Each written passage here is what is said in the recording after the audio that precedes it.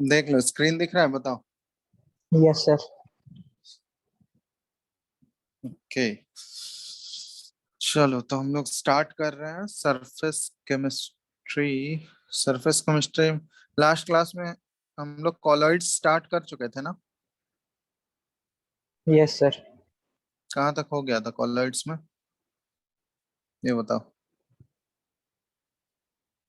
Colloids का शायद हम लोग क्लासिफिकेशन कर रहे थे।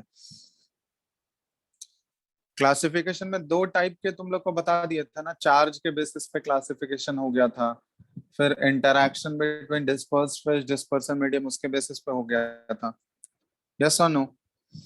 Yes sir. चलो, अब एक और लास्ट क्लासिफिकेशन है।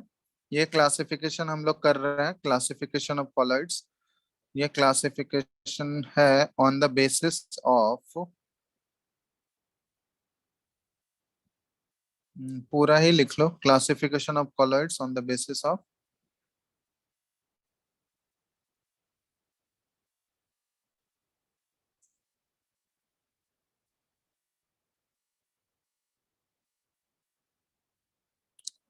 on the basis of size of dispersed phase. ठीक है, डिस्पर्स्ड फेज के साइज के बेसिस पे तीन टाइप के कॉलॉइड्स होते हैं। ठीक है, वो तीन टाइप के कॉलॉइड्स हम लोग देखने वाले हैं। तो इसमें सबसे पहला जो कॉलॉइड है ये होता है मल्टी मॉलिक्यूलर कॉलॉइड्स।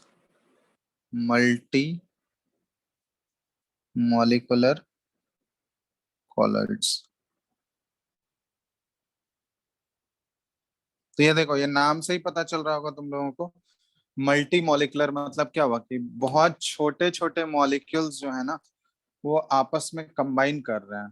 ठीक है, छोटे छोटे एटम्स बोल सकते हो या मॉलिक्यूल्स बोल सकते हो। तो छोटे छोटे एटम्स मिलके एक बड़ा मॉलिक्यूल बना रहा है, या छोटे छोटे बहुत छोटे छोटे मॉलिक्यूल्स जो वो मिलके एक बड़ा मॉलिक्यूल बना रहा है। और बड़ा मॉलिक्यूल जैसे ही वो बन रहा है, साइज जैसे ही बड़ा हो रहा है, तो वो कोलाइडल रेंज में आ जाता है। ठीक है, मतलब अगर उसका एक मॉलिक्यूल या एक एटम लोगे तो उसका पार्टिकल साइज इतना बड़ा नहीं है कि उसको कोलाइडल रेंज में हम लोग कंसिडर कर सकते हैं। लेकिन जब वो आपस में कंबाइन करके एक बड़ा मॉलिक्यूल या बड़ा एक एटम, मतलब एटम तो नहीं, एटम्स कॉन्ग्रीगेट होगा तो एक बड़ा मॉलिक्यूल बनेगा, तो हम लोग बोल सकते हैं कि वो जब कॉन्ग्रीगेट करके या एग्रीगेट करके जब एक बड़ा मॉलिक्यूल बनाते हैं, तो बड़ा मॉलिक्यूल बनने के साथ ही उसका साइज जो है ना डिस्पर्स्ड फेज का, वो कोलाइडल रेंज में आ जाएगा। ठीक है, तो उस टाइप के कॉलॉइड्स को हम लोग बोलते हैं मल्टी मॉलिक्यूलर कॉलॉइड्स। ठीक है, तो हम लोग यहाँ पे लिख सकते हैं कि दे आर फॉर्म्ड बाय, ठीक है फटाफट साथ में ही लिखते जाना, they are formed by aggregation of a large number of atoms or molecules, generally having diameters less than 1 nanometre. ठीक है, तो ये सारे मॉलिक्यूल्स या एटम्स आपस में कंबाइन करते हैं, लार्ज नंबर ऑफ एटम्स और मॉलिक्यूल कंबाइन करके क्या बनाएंगे, वो मल्टी मॉलिक्यूलर कॉलॉइड्स बनाएंगे। ठीक है, तो ये हो गया मल्टी मॉलिक्यूलर कॉलॉइड्स के बारे में। अब मल्टी मॉलिक्यूलर कॉलॉइड्स में एक और चीज है कि इसके एटम्स या मॉलिक्यूल्स जो है ना एक वीक फोर्सेस से अटैच्ड होते हैं। ठीक है, हेल्ड टुगेदर हम लोग लिख सकते हैं, देयर एटम्स और मॉलिक्यूल्स जो भी कंबाइन कर रहे हैं आपस में are held together by weak van der Waal forces. Van der Waals forces. ठीक है, तो ये हो गया मल्टी मॉलिक्यूलर कॉलॉइड्स के बारे में। एग्जांपल क्या आ जाएगा मल्टी मॉलिक्यूलर कॉलॉइड में? एग्जांपल देखोगे, सल्फर इन वाटर। ठीक है, सोल्स ऑफ सल्फर हम लोग बोल सकते हैं, सोल्स ऑफ सल्फर। या फिर बोल सकते हैं हम लोग गोल्ड का सोल। ठीक है, गोल्ड के छोटे छोटे एटम्स कंबाइन करके वो क्या बना लिए, मल्टी मॉलिक्यूलर कॉलाइड्स बना रहा है। ये सारे एग्जांपल्स इसमें आ जाएंगे। सल्फर का देखोगे, सल्फर के एटम जब कंबाइन करेंगे तो ये S8 मॉलिक्यूल इस तरह से बनते हैं। ठीक है, तो ये सारा इसका एग्जांपल्स हो गया, गोल्ड, सोल। ठीक है, तो ये मल्टी मॉलिक्यूलर कॉलाइड्स हो गया। तो पहला टाइप ऑफ कॉलाइड हो गया मल्टी मॉलिक्यूलर कॉलाइड। दूसरा इसमें कॉलाइड होता है macro molecular colloids. Macro molecular colloids. तो मैक्रो मॉलिक्यूलर कॉलाइड्स में देखोगे, मैक्रो मतलब नाम से ही पता चल रहा है बड़ा मॉलिक्यूल का कॉलाइड होगा। ठीक है, तो यहाँ पे क्या है, यहाँ पे एग्रीगेट, जैसे मल्टी मॉलिक्यूलर में क्या था कि वहां पे जो मॉलिक्यूल्स थे वो बहुत छोटे छोटे मॉलिक्यूल्स थे, उनको एग्रीगेट होना पड़ रहा था, तब जाके वो कॉलाइड बना पा रहा था। यहाँ पे मैक्रो मॉलिक्यूलर कॉलाइड्स में क्या है कि वो मॉलिक्यूल्स जो है पहले से उनका साइज इतना लार्ज इनफ है कि वो कॉलाइडल रेंज में पहले से ही आए हुए हैं। ठीक है, वो कॉलाइडल, उनका साइज जो है डिस्पर्स्ड फेस का ऑलरेडी वो कॉलाइडल रेंज में आता है, तो उनको कंबाइन करने का या एग्रीगेट करने का जरूरत नहीं है। तो हम लोग यहाँ लिख सकते हैं कि the particles of the dispersed phase, of the dispersed phase are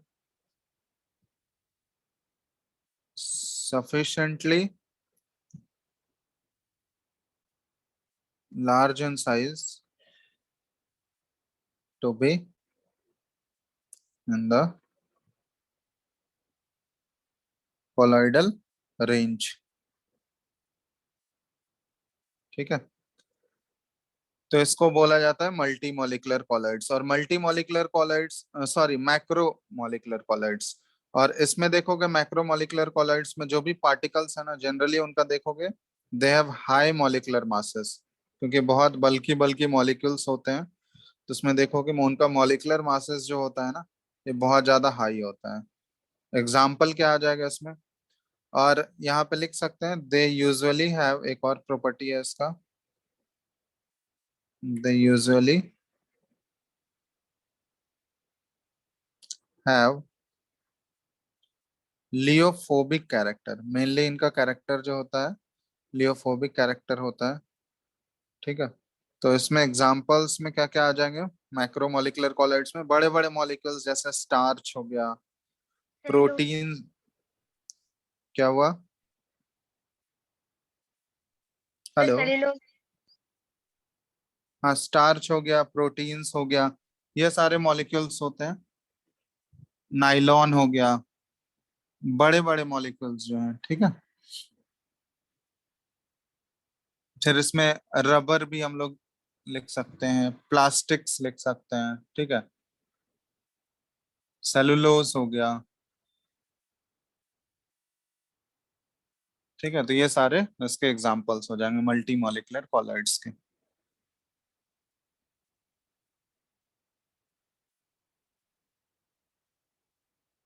sorry, macro molecular colloids.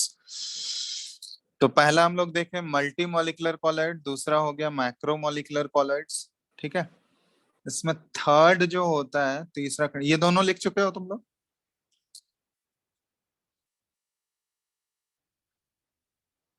लिख लियो ना, हेलो, यस सर। लिख चुके हो सब लोग। एक और टाइप ऑफ कॉलाइड है इसमें, तीसरा,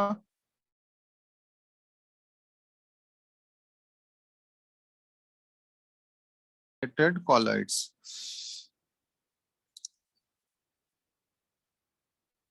या फिर इसी को बोला जाता है माइसेल्स। ठीक है, एसोसिएटेड कॉलाइड्स या फिर माइसेल्स। अब ये क्या होता है, तो एसोसिएटेड कॉलाइड्स, इसको हम लोग कैसे डिफाइन कर सकते हैं, तो इसको हम लोग बोल सकते हैं कि दीज आर, ठीक है, यहाँ पे लिख सकते हैं कि these are substances which behaves as a true solution. True solution मतलब नॉर्मल इलेक्ट्रोलाइट हम लोग बोल सकते हैं, ट्रू सॉल्यूशन या फिर नॉर्मल इलेक्ट्रोलाइट, ठीक है, normal electrolytes at lower concentration, ठीक है। जब कंसंट्रेशन लो है सॉल्यूशन का तो वो ट्रू सॉल्यूशन की तरफ भी।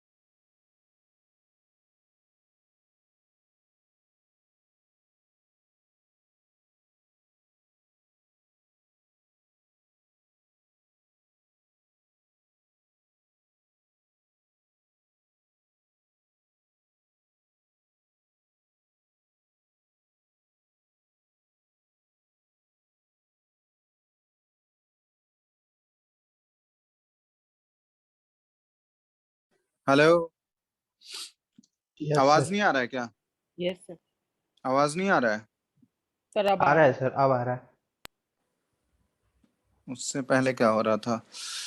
हो गया था आपका। देख लो, एसोसिएटेड कॉलॉइड्स के बारे में लिख चुके हो तुम लोग, लिख लो फटाफट। ट्रू सॉल्यूशन पे थे सर। हाँ, तो एसोसिएटेड कॉलॉइड्स ऐसा कॉलॉइड्स है मतलब जो लोअर कंसंट्रेशन पे ट्रू सॉल्यूशन की तरह बिहेव करेगा, सॉल्यूशन की तरह। लेकिन जैसे ही हायर कंसंट्रेशन कर दोगे तो वो कॉलॉइड की तरह बिहेव करेगा, क्योंकि हायर कंसंट्रेशन पे क्या होता है ना, वो एग्रीगेट होते हैं, उसके पार्टिकल्स एग्रीगेट करते हैं जिनको हम लोग माइसेल बोलते हैं, ठीक है। तो माइसेल का फॉर्मेशन होता है बेसिकली।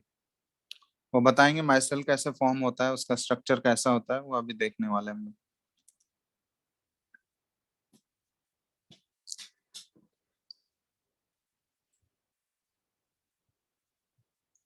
तो ये हो गया एसोसिएटेड।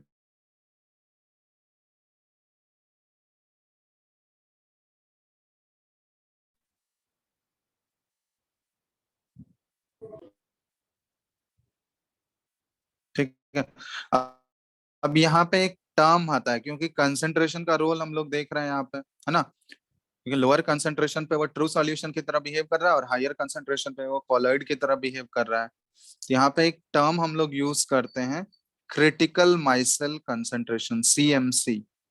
क्रिटिकल, दिख रहा है सबको?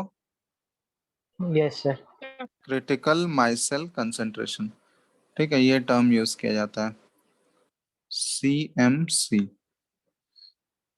अब ये एक्चुअली होता क्या है, क्रिटिकल माइसेल कंसंट्रेशन, ठीक है। तो हम लोग बोल सकते हैं कि the concentration above which,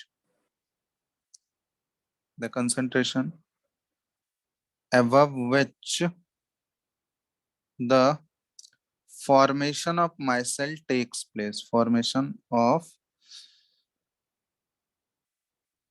micelle takes place, तो उस कंसंट्रेशन को बोला जाता है क्रिटिकल माइसेल कंसंट्रेशन, कि वैसा कंसंट्रेशन जिसके बाद जो है माइसेल का फॉर्मेशन स्टार्ट हो जाता है, ठीक है, या फिर जिसके बाद वो कॉलॉइड की तरह बिहेव कर सकता है, तो उसको critical micelle concentration is known as, हम लोग लिख सकते हैं CMC, ठीक है, critical micelle concentration.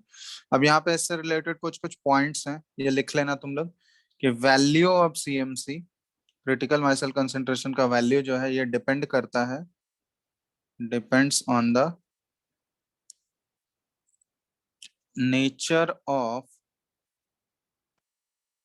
Dispersed phase and dispersion medium.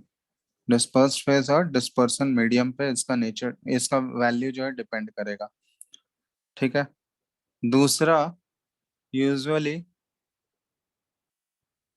longer the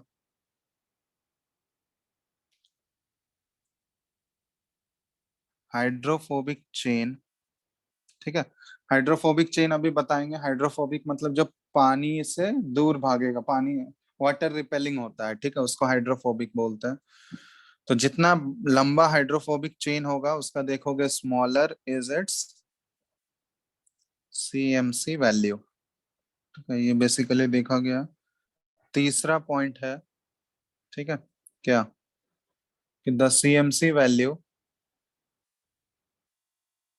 also depends on the density of dispersed phase and dispersion medium. इसके डेंसिटी पे भी डिपेंड करता है।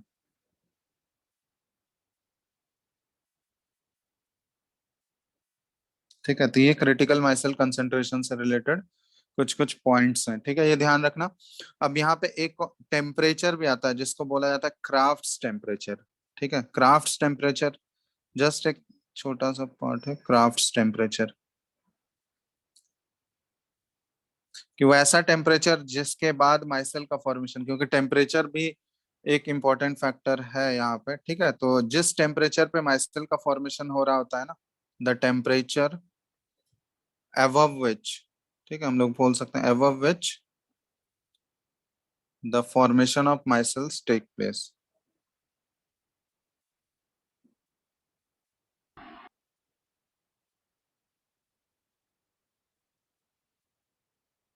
take place,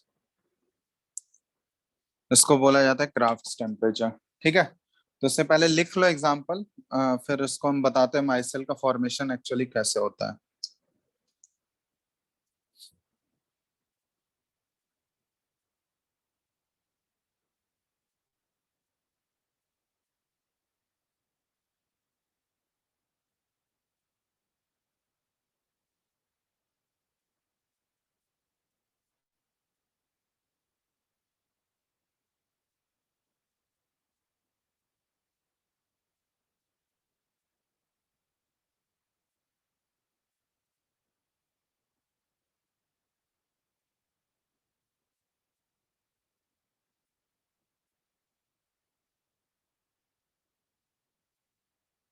लिख लिए?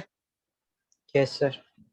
चलो, अब एग्जांपल्स देखो। माइसेल का एग्जांपल अगर कहीं एक दो एग्जांपल्स ध्यान रखना, ठीक है, अगर कहीं पूछा जाए तो। एग्जांपल्स ऑफ माइसेल,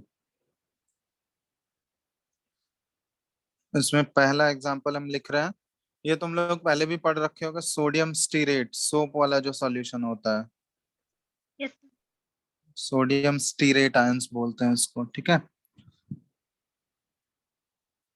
फॉर्मूला क्या होता है इसका? C17H35COO minus Na plus. C17H35 COO minus और Na प्लस, ठीक है, सोडियम स्टीरेट है ये। इसके बाद दूसरा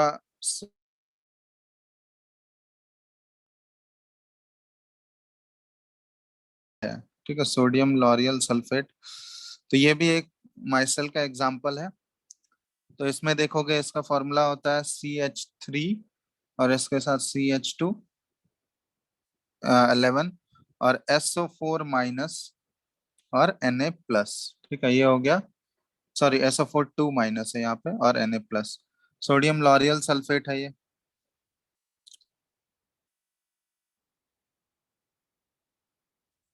ये दूसरा एग्जांपल हो गया। तीसरा होता है, इसमें देखोगे ये एक दो एग्जांपल एटलीस्ट याद रखना।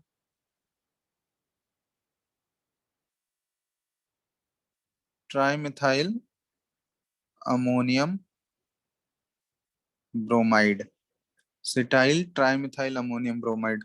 तो इसका देखोगे फॉर्मूला होता है CH3CH2 15, फिर ये N plus CH3 whole thrice और ये Br माइनस, ठीक है।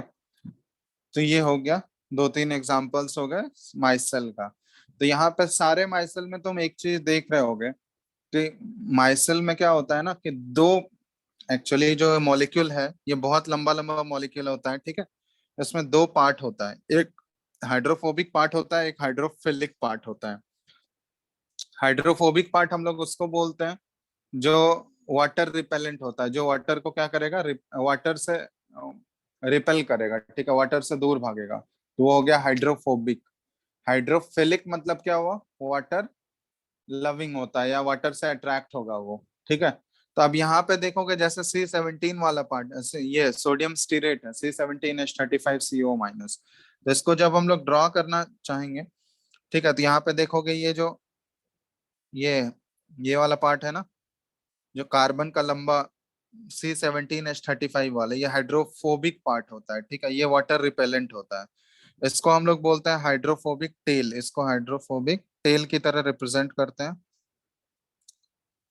और इसका जो ये वाला पार्ट है, ionic part, C double bond O, O-, और ये Na+, ठीक है, Na+ इसके साथ कंबाइंड है। तो इसको हम लोग, ये वाला जो पार्ट है ना, जहाँ पे एक्चुअली में चार्ज प्रेजेंट है, तो इस मॉलिक्यूल का देखोगे ये वाला पार्ट होता है आयनिक पार्ट, जिसको हम लोग बोलते हैं ये वाटर से अट्रैक्ट होगा, तो ये हाइड्रोफिलिक पार्ट है, ठीक है, हाइड्रोफिलिक। क्योंकि वाटर एक पोलर सॉल्वेंट है ना, तो वो पोलर वाले पोलर वाला जो जिस साइड पोलर एंड होगा उसको अट्रैक्ट करेगा। और ये पूरा जो है, ये जो चेन है लंबा सा, ये हाइड्रोकार्बन का जो चेन है, ठीक है, इसको टेल बोलते हैं। तो उसमें देखोगे वो पूरा नॉन पोलर पार्ट होता है, तो नॉन पोलर पार्ट है तो वाटर इसको अट्रैक्ट नहीं करेगा, तो इसलिए ये हाइड्रोफोबिक टेल होता है। और ये हाइड्रोफिलिक, इसको हेड की तरह ट्रीट करते हैं। तो इसको रिप्रेजेंट करोगे तो देखोगे ऐसे लिखा हुआ ऐसे रिप्रेजेंटेड रहता है बुक्स में। ये कुछ टेल की तरह हम लोग यहाँ पे बना दिए, ठीक है, और यहाँ पे एक इस तरह से हेड बना दिए, ठीक है। तो ये वाला हो गया हाइड्रोफोबिक, ये हाइड्रोफिलिक हेड हो गया। और ये जो लंबा सा हाइड्रोकार्बन का चेन है, ये हाइड्रोफोबिक टेल हो गया। तो कुछ इस तरह से हम लोग इसको दो पार्ट में डिवाइड कर सकते हैं, एक पोलर ग्रुप होता है, एक नॉन पोलर ग्रुप होता है। समझ रहे हो बात? ये हाइड्रोफिलिक हेड जो है ये उसका पोलर ग्रुप है, पोलर पार्ट है, ठीक है। और ये हाइड्रोफिलिक मतलब ये पोलर ग्रुप जो है ये वाटर लविंग होता है, ठीक है, वाटर अट्रैक्ट करेगा। और ये हाइड्रोफोबिक टेल जो है ये नॉन पोलर ग्रुप है। और इसमें देखोगे ये नॉन पोलर ग्रुप है, वाटर रिपेलिंग इसको बोलते हैं हम लोग, वाटर रिपेलिंग। समझ रहे हो बात? यस और नो? हेलो? तो एक्चुअली में जब देखोगे ना, जैसे इसको मान लो, इसको हम लोग जैसे वाटर में हम लोग इसको डालें, ठीक है, तो लोअर कंसंट्रेशन पे क्या होता है, लो कंसंट्रेशन, जैसे इस बीकर में हम लोग ले लिए वाटर, ठीक है, बीकर में हम लोग वाटर ले लिए, तो लो कंसंट्रेशन पे देखोगे जैसे ये जो माइसेल है ना, ठीक है, इसको अगर इसमें डालोगे पानी में तो देखोगे टेल वाला पार्ट जो है ये ऊपर ही रह जाता है, और हेड वाला पार्ट देखोगे इस तरह से सबमर्ज्ड रहता है उसमें। क्योंकि हमको पता है हेड वाला पार्ट क्या होगा, वो वाटर उसको अट्रैक्ट करेगा, तो हेड वाला पार्ट देखोगे पानी में सबमर्ज्ड रहेगा, और टेल वाला पार्ट जो है ये इससे ऊपर रहेगा, ऊपर रहेगा, वाटर उसको रिपेल करेगा। तो कुछ इस टाइप का रहता है, एट लोअर कंसेंट्रेशन है। लेकिन हम लोग बोलते हैं जैसे ही क्रिटिकल माइसल, जैसे जैसे कंसंट्रेशन जो है वो CMC की तरफ अप्रोच कर रहा है, ठीक है, क्रिटिकल माइसल कंसंट्रेशन मतलब जिस कंसंट्रेशन पे माइसल का फॉर्मेशन स्टार्ट हो जाएगा, तो जैसे जैसे देखोगे कंसंट्रेशन हम लोग बढ़ा रहे हैं, कंसंट्रेशन बढ़ाते बढ़ाते अगर हम लोग क्रिटिकल माइसल कंसंट्रेशन तक अगर हम लोग रीच कर गए, तो उसके बाद देखोगे ना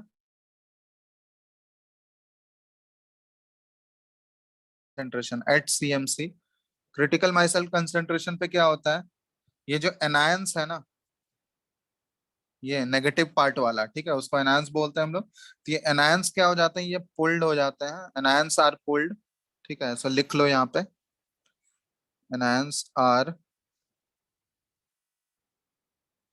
pulled into the bulk of the solution, ठीक है, pulled into the bulk of the solution and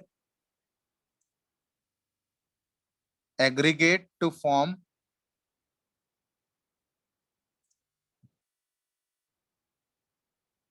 spherical shape with their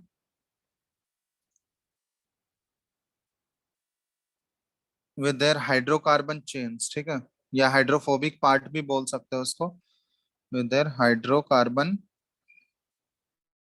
chains pointing towards the center of the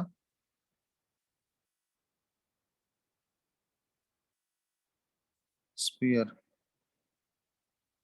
ठीक है, pointing towards the centre of the sphere. तो ये कुछ इस type का है, और इसको बोला जाता है, ये जो इस तरह का स्ट्रक्चर फॉर्म होता है ना, इसको अगर हम लोग रिप्रेजेंट करना चाहें क्रिटिकल माइसिल कंसंट्रेशन पे, क्या होता है, एनायंस जो है, ये CO माइनस वाला जो पार्ट था एनायन, ठीक है, वो क्या होगा, बल्क में पुल हो जाएगा, और पुल होगा तो देखोगे बहुत सारे एनायंस आपस में एग्रीगेट करने लगते हैं, क्योंकि हमको पता है क्रिटिकल माइसिल कंसंट्रेशन पे क्या होगा, कॉलॉइड का फॉर्मेशन स्टार्ट हो जाता है।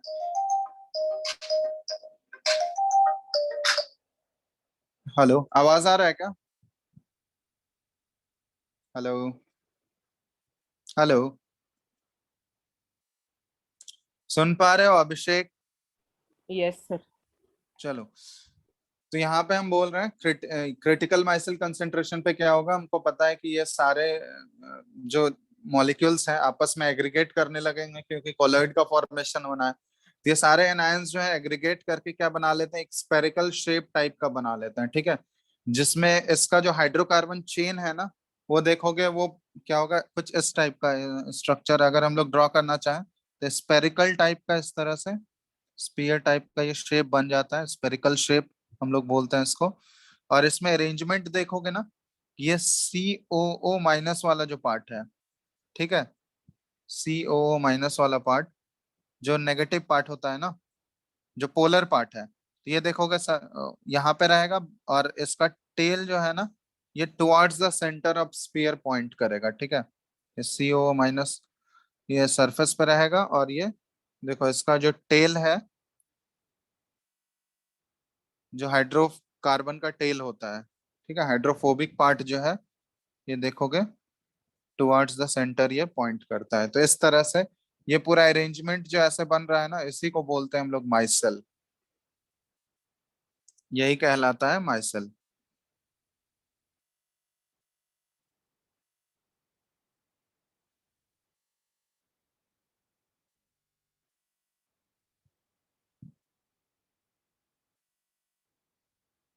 ठीक है, तो ये कुछ इस टाइप का अरेंजमेंट बनता है, ये है माइसेल।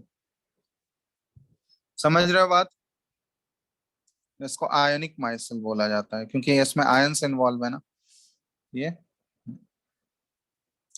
ये जो है ये कब फॉर्म हो रहा है, एट क्रिटिकल माइसेल कंसंट्रेशन, कुछ इस टाइप का अरेंजमेंट होता है, ठीक है, क्रिटिकल माइसेल कंसंट्रेशन पे देखोगे ये इस फॉर्म में स्पेरिकल शेप में वो इस तरह से अरेंज हो जाते हैं, तो इसको बोला जाता है ये माइसेल का फॉर्मेशन हो गया।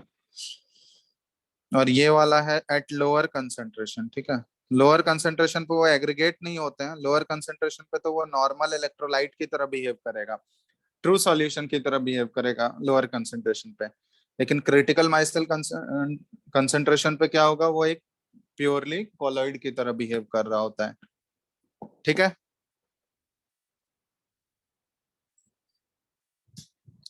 तो फटाफट इसको ड्रॉ कर लो तुम लोग। स्क्रीन दिख रहा है ना सबको? हेलो, हेलो, अभिषेक दिख रहा है स्क्रीन? Yes sir. चलो,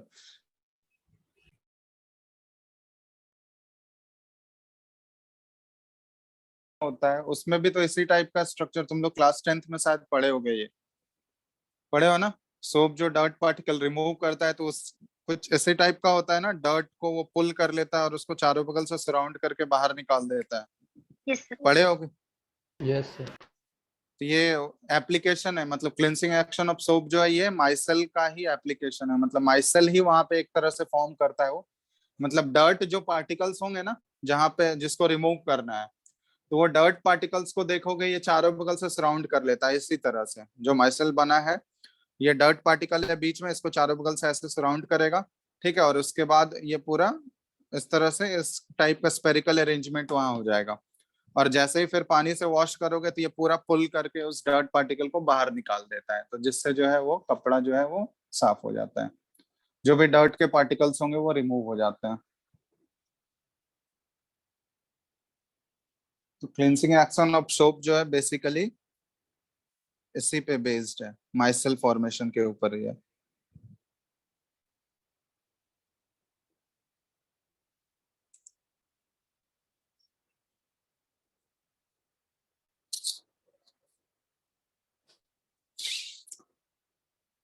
ठीक है, तो ये लिख लो जल्दी से। तो ये हमारा हो गया कॉलॉइड्स के बारे में सारा, जो भी क्लासिफिकेशन था ये सारा कॉलॉइड्स का कंप्लीट हो गया हमारा।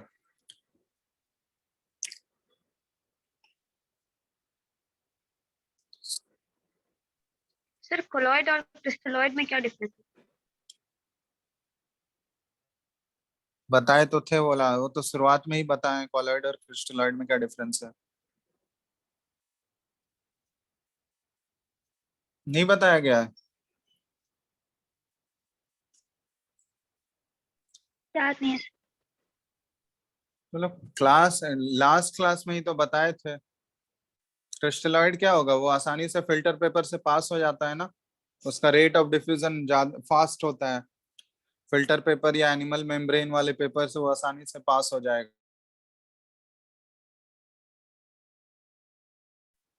वो एनिमल मेम्ब्रेन या वेजिटेबल मेम्ब्रेन या सेमी परमेबल है। तो बताए थे ना, ये तो लास्ट क्लास में जब कॉलॉइड स्टार्ट ही कर रहे थे उसी समय तो बताए थे क्रिस्टलॉइड और सर मैं कॉलॉइड कुछ के। नहीं थी उसी पे। चलो ठीक है, देख लेना नोट्स में होगा वो।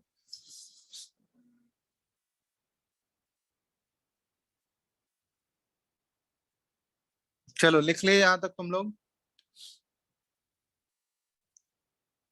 यस और no?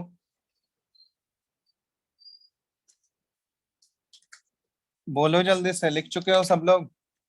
Yes sir. Yes, sir. चलो, तो ये हो गया कॉलॉइड्स का, हमारा इंट्रोडक्शन कंप्लीट हो गया, मतलब जो भी क्लासिफिकेशंस थे वो सारा हम लोग कर लिए। अब नेक्स्ट हम लोग को देखना है प्रिपरेशन ऑफ कॉलॉइड्स। कॉलॉइड्स को कैसे प्रिपेयर किया जाता है बेसिकली, ठीक है, क्या क्या कुछ कुछ मेथड्स होते हैं कॉलॉइड को प्रिपेयर करने का, तो वो देखना है। अब कॉलॉइड्स, दो टाइप के कॉलॉइड तुम लोग को बताए थे, एक लियोफोबिक था एक लियोफिलिक था, याद है? Depending on the interaction between dispersed phase और डिस्पर्सन मीडियम, तो उसके बेसिस पे दो टाइप के कॉलॉइड पढ़े थे हम लोग, एक लियोफिलिक कॉलॉइड था एक लियोफोबिक था। Yes sir. ज्यादा स्ट्रांग होता है लियोफिलिक में, याद है? किसके किसके बीच में, डिस्पर्स्ड फेज और डिस्पर्सन मीडियम के बीच में इंटरैक्शन स्ट्रांग होगा। तो लियोफिलिक कॉलॉइड में अगर इंटरैक्शन स्ट्रांग है दोनों के बीच में, तो वहां पे कोई स्पेशल मेथड नहीं चाहिए होगा उसको प्रिपेयर करने का। देखोगे उसमें सिंपली अगर हम लोग मिक्स कर देंगे ना, डिस्पर्स्ड फेज और डिस्पर्सन मीडियम को सिंपली अगर मिक्स कर दोगे तो वो कॉलॉइड बना लेगा। तो लियोफिलिक कॉलॉइड्स के प्रिपरेशन में हम लोग कोई स्पेशल मेथड यूज नहीं करते, नॉर्मल मिक्सिंग से वो कॉलॉइड बना लेगा। लेकिन लियोफोबिक सोल या लियोफोबिक कॉलॉइड जो होता है, जहां पे इंटरैक्शन जो है डिस्पर्स फेज और डिस्पर्सन मीडियम का उतना स्ट्रांग नहीं,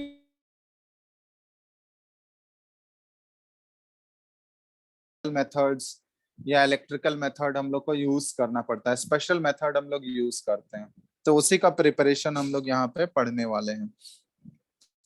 ठीक है, तो प्रिपरेशन बेसिकली अगर हम लोग पढ़ रहे हैं तो ये हम लोग किसके लिए पढ़ रहे हैं, प्रिपरेशन ऑफ लियो, ठीक है लिख लेना, प्रिपरेशन ऑफ लियोफोबिक सोल्स के बारे में पढ़ रहे हैं, ठीक है। तो इसके लिए ही स्पेशल मेथड यूज किया जाता है। तो इसमें स्पेशल मेथड में देखोगे, सबसे पहला है हमारा केमिकल मेथड्स, कुछ कुछ स्पेशल केमिकल मेथड्स यूज किए जाते हैं इसको प्रिपेयर करने के लिए। केमिकल मेथड्स में तीन चार केमिकल मेथड्स होते हैं, ठीक है। तुम्हारे एनसीईआरटी में भी ये दिया होगा, ठीक है, देखना इसमें कौन कौन सा केमिकल मेथड होता है। एक हाइड्रोलाइसिस होता है, ठीक है, एक एक एग्जाम्पल हम सबका लिख दे रहे हैं। हाइड्रोलाइसिस,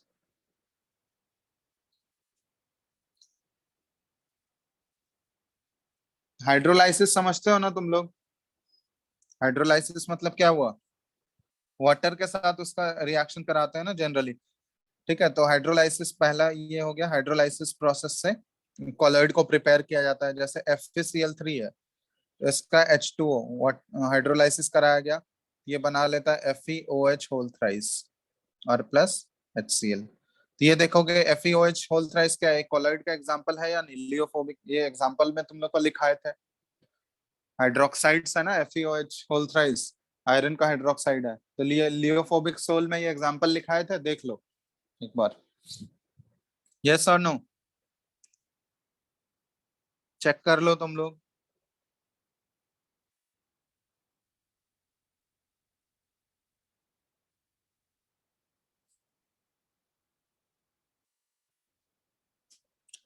तो पहला हो गया हाइड्रोलाइसिस।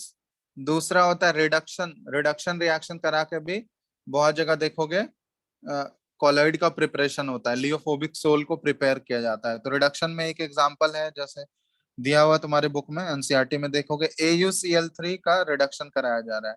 गोल्ड का ये क्लोराइड है, HCHO फॉर्मल्डिहाइड और वाटर के प्रेजेंस में, तो इसका रिडक्शन कराया गया। तो रिडक्शन कराने के बाद ये गोल्ड का सोल बनता है AU, और ये बन गया HCOOH और प्लस HCl। ये देखो एल्यूमिनियम क्लोराइड, सॉरी, गोल्ड के क्लोराइड को रिड्यूस करके गोल्ड में बदला गया। तो गोल्ड का सोल का प्रिपरेशन ऐसे इस रिएक्शन के थ्रू किया जाता है। ये रिडक्शन रिएक्शन हो गया। इसी तरह तीसरा देखोगे ऑक्सीडेशन भी होता है। ऑक्सीडेशन में क्या है एग्जांपल? इसमें देखोगे सल्फर सोल को प्रिपेयर किया जाता है ऑक्सीडेशन करके। तो सल्फर डाइऑक्साइड प्लस H2S, इसका ऑक्सीडेशन कराया गया तो सल्फर का सोल बना S और प्लस यहाँ से निकला H2O। ठीक है, तो सल्फर के सोल को प्रिपेयर किया जाता है ये ऑक्सीडेशन प्रोसेस से, ऑक्सीडेशन वाले रिएक्शन से। उसके बाद नेक्स्ट देखोगे फोर्थ है double decomposition reaction. Double decomposition, तो डबल डिकम्पोजिशन में देखोगे ये AS2O3 और प्लस H2S, ये देखोगे बनाएगा AS2S3 सोल। आर्सेनिक सल्फाइड, ये भी एक लियोफोबिक सोल का एग्जांपल है ना? तो ये सारे कुछ कुछ केमिकल मेथड्स हैं, केमिकल रिएक्शंस करा के लियोफोबिक सोल को प्रिपेयर किया जाता है। तो तीन चार केमिकल मेथड्स हैं ये। ठीक है, चार हैं बेसिकली यहाँ पे लिखे हैं, सबका एक एक एग्जांपल एटलीस्ट ध्यान रखना। अगर पूछा जाएगा कौन कौन से केमिकल मेथड्स होते हैं जिसको यूज करके हम लोग लियोफोबिक सोल को प्रिपेयर कर सकते हैं, तो ये चार एग्जाम्पल तुम लोग एग्जाम्पल के साथ एक एक सबका लिख सकते हो।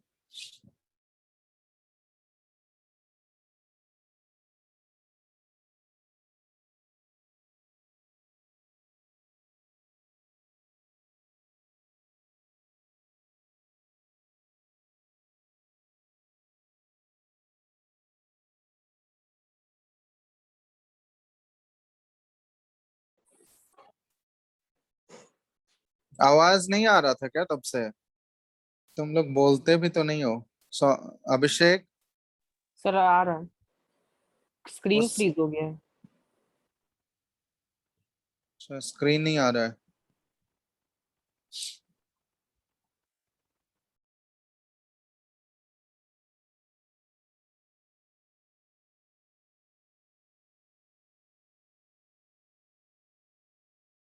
रुक जाना एक मिनट।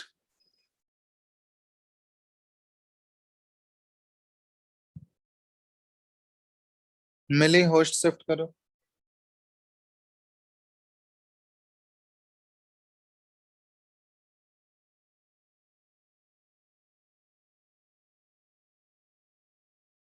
मिली होस्ट शिफ्ट कर दो।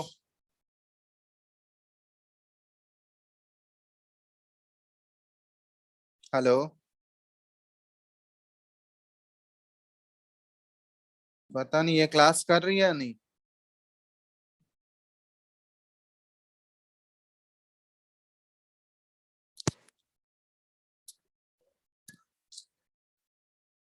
कोई इसको मैं बोलो यार, मिली। कोई रिस्पॉन्स ही नहीं है इसका।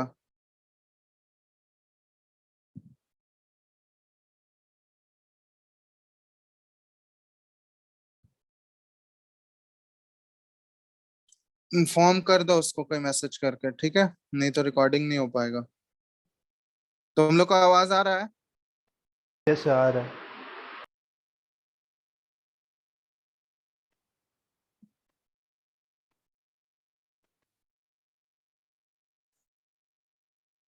चलो, ये सारे केमिकल ये लिख चुके हो तुम लोग?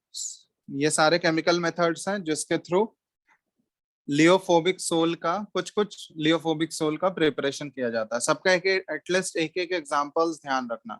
हम सबका एक एक एग्जांपल लिख चुके हैं यहाँ पे, ठीक है। तो अगर एग्जाम में पूछा जाएगा तो ये 4 मेथड्स लिख के सबका एक एक एग्जांपल के साथ एक्सप्लेन कर सकते हो। क्लियर है? ये लिखे हो, लिख चुके हो यहाँ तक? Yes sir. लिख लो जो जो नहीं लिखे हो जल्दी से।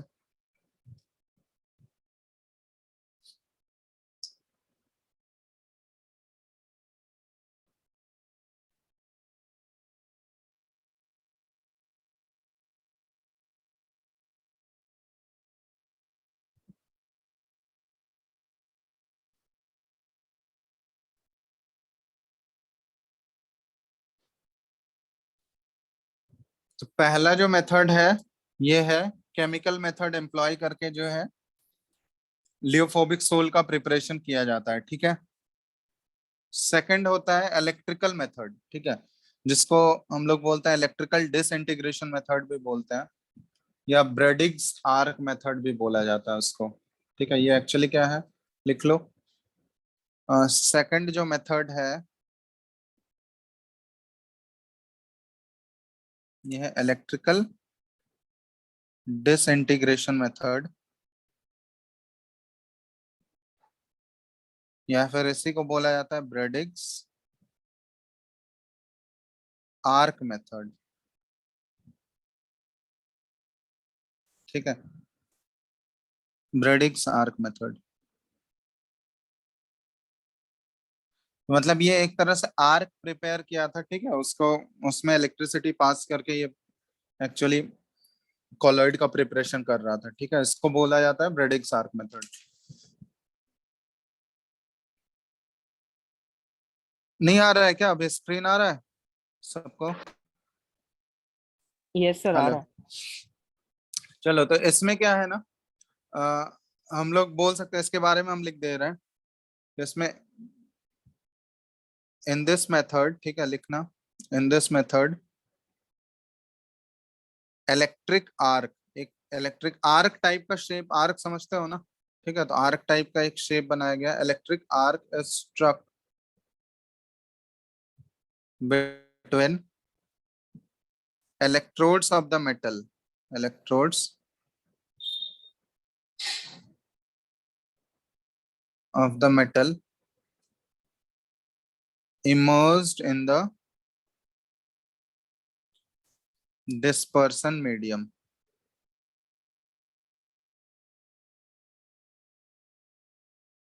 Intense heat produced vaporizes some of the metal,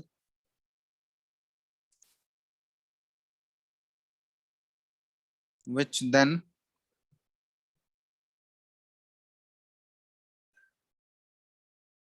condenses to form particles of colloidal size, particles of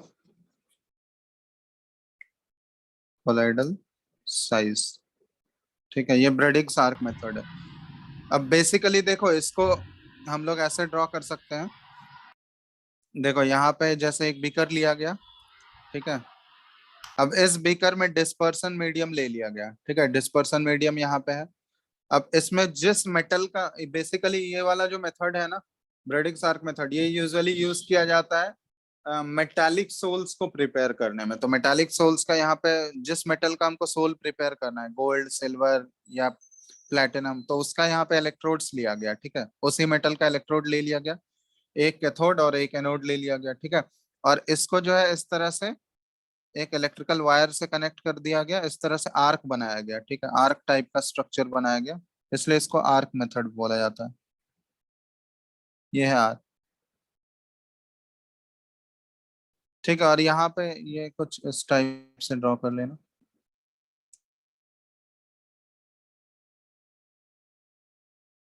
यहाँ पे ठीक है, इस तरह से ये कनेक्शन किया गया।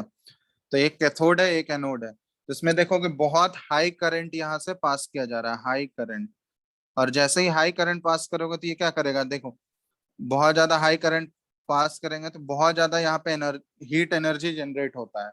और हीट एनर्जी क्या करेगा, वो कुछ कुछ मेटल के एटम्स को क्या कर देगा, धीरे धीरे वो वेपोराइज करना, मतलब इतना ज्यादा हाई करंट पास कर दिया जाता है, ठीक है, कि वो मेटल क्या होने लगते हैं, धीरे धीरे वेपर में बदलने लगते हैं। और वेपर में बदलता है, फिर उसके बाद जैसे ही वेपर में बदल के यहाँ से वेपर बन के निकलेगा, ठीक है, तो ये इसके कांटेक्ट में है, तो फिर कूल होके क्या होता है, वो कंडेंस होने लगता है, वेपोराइज करके ये इधर इसके कांटेक्ट में आएगा तो ये कूल हो जाएगा। और कूल होके फिर क्या होगा, वो धीरे धीरे देखोगे उसके जो है एटम्स जो है धीरे धीरे कंबाइन करके वो कोलाइडल सॉल्यूशन बनाने लगते हैं, कोलाइडल रेंज में उसके पार्टिकल्स आ जाते हैं।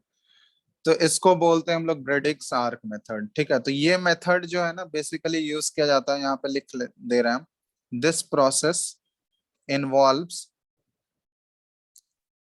Dispersion as well as condensation, ठीक है, ये ध्यान रखना, as well as condensation.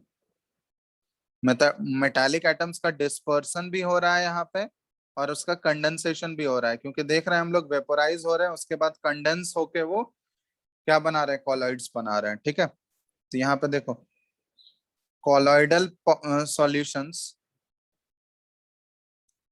of metals such as gold हो गया, सिल्वर हो गया, कॉपर हो गया, प्लैटिनम हो गया, PT etcetera can be prepared by this method.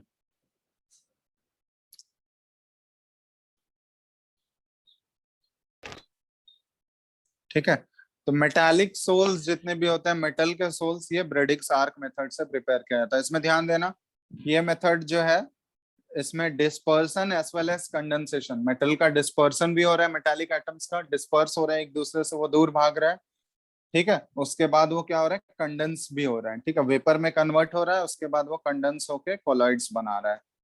तो इस तरह से यहाँ पे dispersion as well as condensation दोनों इन्वॉल्व होता है। ये हमारा है इलेक्ट्रिकल डिसइंटीग्रेशन मेथड या फिर Bredig's arc method. Bredig actually scientist का नेम था जो कि ये मेथड मतलब परफॉर्म किया था इसके बारे में, मतलब ये एक्सपेरिमेंट परफॉर्म किया था कॉलॉइड्स को बनाने का, तो उसके नाम पे ही है ब्रेडिक्स आर्क मेथड,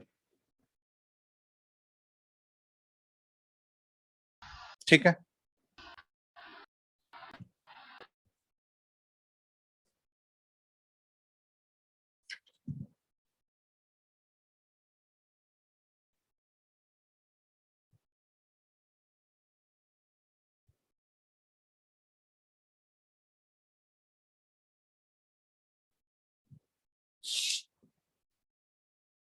लिख लिए सब लोग?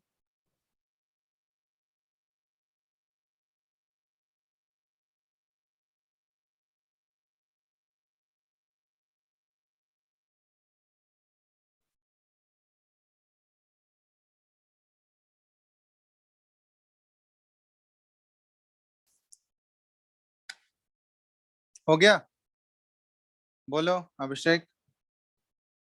Yes sir. तो दूसरा मेथड हो गया ब्रेडिक्स आर्क मेथड। तीसरा मेथड होता है पेप्टाइजेशन, ठीक है, पेप्टाइजेशन। ये पेप्टाइजेशन क्या होता है, तो पेप्टाइजेशन देखो ये भी एक तरह से कॉलॉइड लियोफोबिक सोल को प्रिपेयर करने।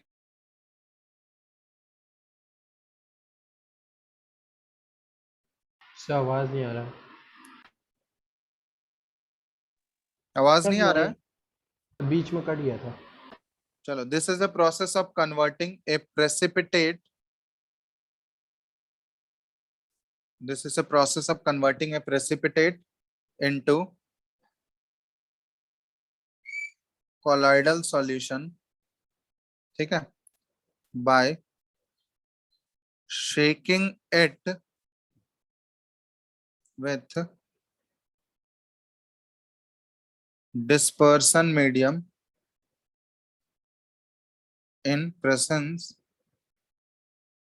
of small amount of electrolyte.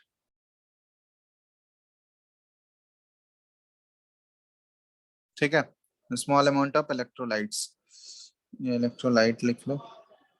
तो इसको बोला जाता है पेप्टाइजेशन। एक्चुअली पेप्टाइजेशन प्रोसेस क्या हुआ, किसी प्रेसिपिटेट को हम लोग क्या करते हैं ना, इलेक्ट्रोलाइट के प्रेजेंस में उसको कन्वर्ट किया जाता है कॉलॉइड में, तो इसी प्रोसेस को पेप्टाइजेशन बोला जाता है। ठीक है, और जो इलेक्ट्रोलाइट यूज किए कर रहे हैं ना हम लोग यहाँ पे, द इलेक्ट्रोलाइट, यहाँ पे लिख सकते हैं हम लोग, the electrolyte used for this purpose, इस इलेक्ट्रोलाइट को बोला जाता है इज कॉल्ड पेप्टाइजिंग एजेंट। ये जो पेप्टाइजेशन प्रोसेस को परफॉर्म करने के लिए जो इलेक्ट्रोलाइट यूज किया जाता है ना, इसको पेप्टाइजिंग एजेंट बोला जाता है। ठीक है, और एक और यहाँ पे इसके बारे में लाइन ऐड कर सकते हो कि this method is generally applied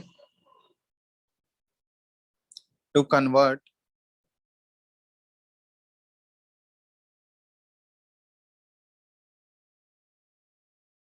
fresh precipitate into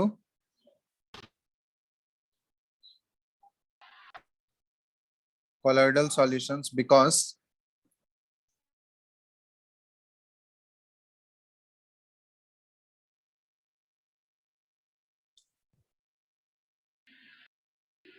such precipitates are simply aggregates of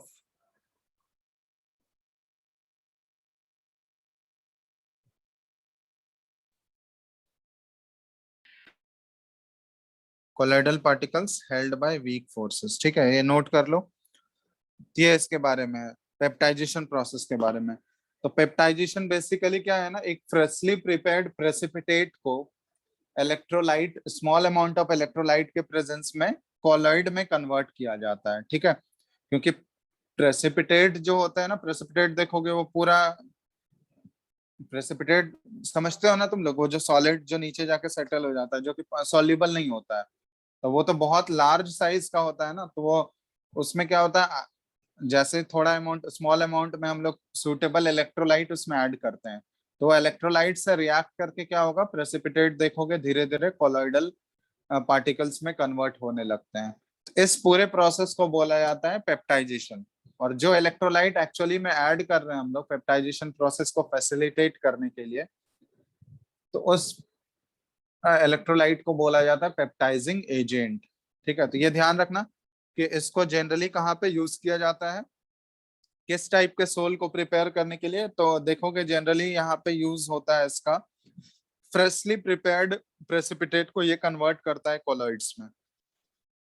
ठीक है, तो जैसे कि मान लो फॉर एग्जांपल, हम यहाँ पे एक एग्जांपल लिख दे रहे हैं, FeOH होल थ्राइस, ये आयरन का प्रेसिपिटेट है, आयरन हाइड्रोक्साइड प्रेसिपिटेट। ठीक है, इसमें जो है स्मॉल अमाउंट में हम लोग FeCl3 ऐड कर दिए, फेरिक क्लोराइड, तो ये एक तरह से यहाँ पे इलेक्ट्रोलाइट है या पेप्टाइजिंग एजेंट इसको बोल सकते हैं हम लोग। अब देखोगे ये क्या होगा, इस प्रेसिपिटेट को कन्वर्ट कर देगा किसमें, कॉलॉइड में कन्वर्ट कर देगा। ठीक है, तो यहाँ पे ये जो है हम लोग बोल सकते हैं कि ये प्रेसिपिटेट है, फ्रेशली प्रिपेयर्ड प्रेसिपिटेट, और ये FeCl3 जो है यहाँ पे, ये क्या हो गया, पेप्टाइजिंग एजेंट हो गया, पेप्टाइजिंग एजेंट हो गया, और इसके प्रेजेंस में ये क्या बना लिया, कॉलॉइड बन गया ये। ठीक है, तो ये इस पूरे प्रोसेस को बोला जाता है पेप्टाइजेशन। ठीक है, इसके बारे में और भी हम लोग डिटेल में डिस्कस करेंगे अगले क्लास में कि पेप्टाइजेशन में एक्चुअली क्या होता है, मतलब दो टाइप के लेयर बनते हैं, तो इसके बारे में डिटेल में अगले क्लास में हम लोग डिस्कशन करेंगे। ये बात समझ में आया ना, इसमें फ्रेशली प्रिपेयर्ड प्रेसिपिटेट को क्या होता है, कन्वर्ट किया जाता है कॉलॉइड्स में in the presence of small amount of electrolyte, जिसको पेप्टाइजिंग एजेंट्स बोला जाता है। ठीक है, समझ रहे हो अभिषेक? Yes sir. तो ये कुछ कुछ मेथड्स हो गए जिस मेथड्स को यूज करके कॉलॉइड्स का प्रिपरेशन किया जाता है। मतलब लियोफोबिक, क्योंकि लियोफिलिक तो सिंपली हम लोग पढ़ चुके हैं, लियोफिलिक में क्या है, सिंपली मिक्स करने से ही वो बन जाएंगे, तो उसके लिए कोई स्पेशल मेथड यूज नहीं किया जाता है। लेकिन लियोफोबिक सोल के लिए स्पेशल मेथड यूज करना पड़ता है, क्योंकि वहां पे इंटरेक्शन जो है डिस्पर्स फेज और डिस्पर्सन मीडियम का उतना स्ट्रांग नहीं होता है। तो पहला केमिकल मेथड हम लोग देखे, दूसरा इलेक्ट्रिकल डिसइंटीग्रेशन मेथड देखे, ब्रेडिक्स आर्क मेथड भी बोला जाता है उसको, और तीसरा हम लोग पेप्टाइजेशन मेथड देखे। ठीक है, तो ये 3 मेथड बेसिकली लियोफोबिक सोल को प्रिपेयर करने के लिए यूज किया जाता है। अगले क्लास में हम लोग प्रिपरेशन ऑलरेडी पढ़ चुके हैं हम लोग, नेक्स्ट क्लास में हम लोग प्यूरिफिकेशन के बारे में पढ़ेंगे, कॉलॉइड्स का प्यूरिफिकेशन कैसे किया जाता है, उसके बाद कॉलॉइड्स के प्रॉपर्टीज क्या क्या होते हैं। ठीक है, तो प्यूरिफिकेशन, प्रॉपर्टीज, बस इसके बाद और क्या है, इसके बाद उसका एप्लीकेशन वाला पार्ट है, तो एप्लीकेशन वाला तो खुद से पढ़ोगे तुम लोग। मोस्टली नेक्स्ट क्लास में देखते हैं, या नेक्स्ट के कब है, नेक्स्ट क्लास कल ही है क्या? हेलो, कल है क्या क्लास तुम लोगों को? सर चेक करके बताते हैं। ठीक, तो मोस्टली 2 क्लास और लगेंगे। ठीक है, 2 क्लास में ये चैप्टर तुम लोग का हो जाएगा। तो 2 क्लास में तुम लोग का 2 क्लास बाद सारा फिजिकल का टॉपिक ऑलमोस्ट खत्म। यही लास्ट ही था ना फिजिकल में?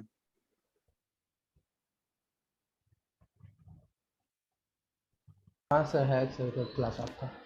हाँ, तो कल का क्लास और उसके बाद एक और क्लास, ठीक है, जिसमें कि हम लोग डिस्कशन भी कर लेंगे। तुम लोग इसके क्वेश्चंस ट्राई कर सकते हो, मेनली थ्योरेटिकल क्वेश्चंस ही रहेंगे, इसमें तो कोई न्यूमेरिकल है नहीं। ठीक है, तो क्वेश्चंस ट्राई कर सकते हो, इसका क्वेश्चंस बनाना स्टार्ट करो तुम लोग।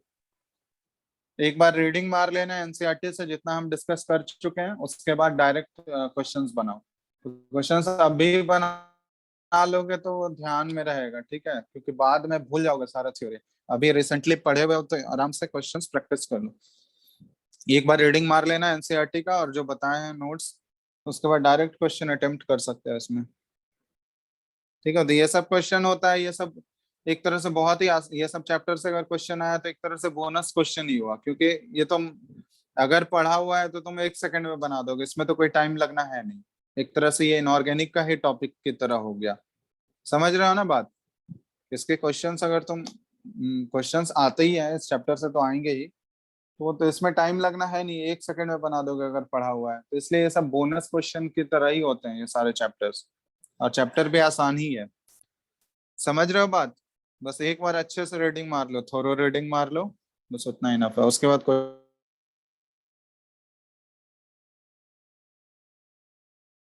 कॉलॉइड्स का प्रिपरेशन और हम लोग क्लासिफिकेशन ऑलमोस्ट खत्म कर चुके हैं। नेक्स्ट क्लास में हम लोग इसके प्रॉपर्टीज के बारे में पढ़ेंगे कॉलॉइड्स का, और प्यूरिफिकेशन के बारे में कैसे।